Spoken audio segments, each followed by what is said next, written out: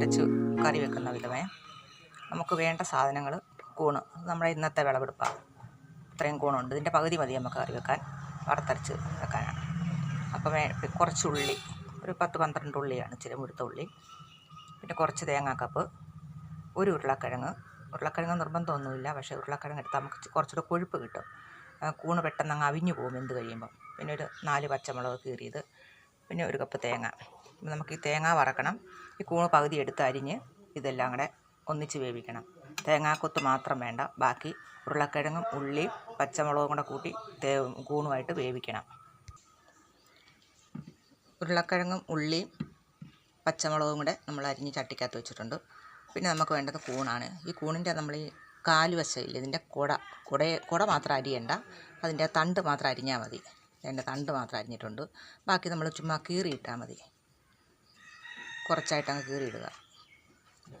ഈ കൂണ് കഷ്ണം മാത്രം നമ്മൾ മേളിൽ വെച്ചാൽ മതി, ഒത്തിരി വേവില്ല ഇതിന്. ഇതങ്ങോട്ട് അവിഞ്ഞു പൊക്കോളും, വെന്ത് കഴിയുമ്പോൾ നന്നായിട്ട് അവിയും.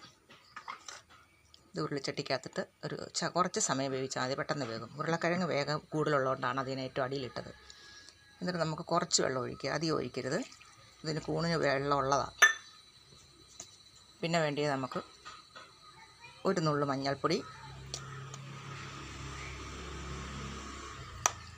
ഒരു ലേശം മുളക് പൊടി, അതായത് ഒരു 1/2 സ്പൂൺ മതി.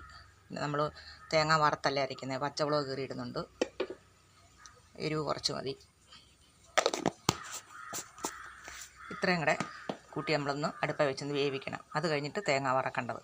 കൂണ് വേണ്ട, നമ്മൾ എടുത്തത് മൊത്തം എടുത്തിട്ടില്ല, കാരണം നമുക്ക് തന്നെ കിട്ടിയ കൂണാണ്, കുറച്ചേറെ ഉണ്ടായിരുന്നു.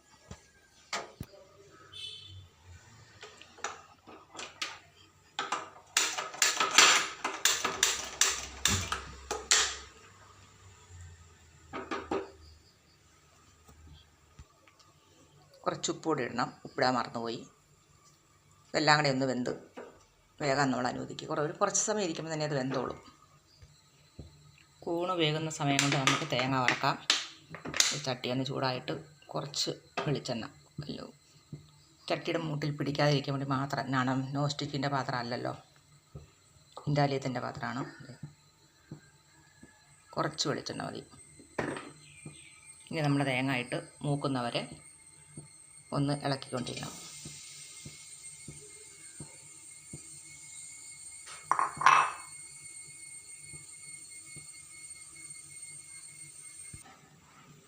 നമ്മുടെ തേങ്ങ കുറച്ച് മൂത്തിട്ടുണ്ട്, പകുതിയായി. ഇനി നമുക്ക് കുറച്ച് കൊത്തമല്ലി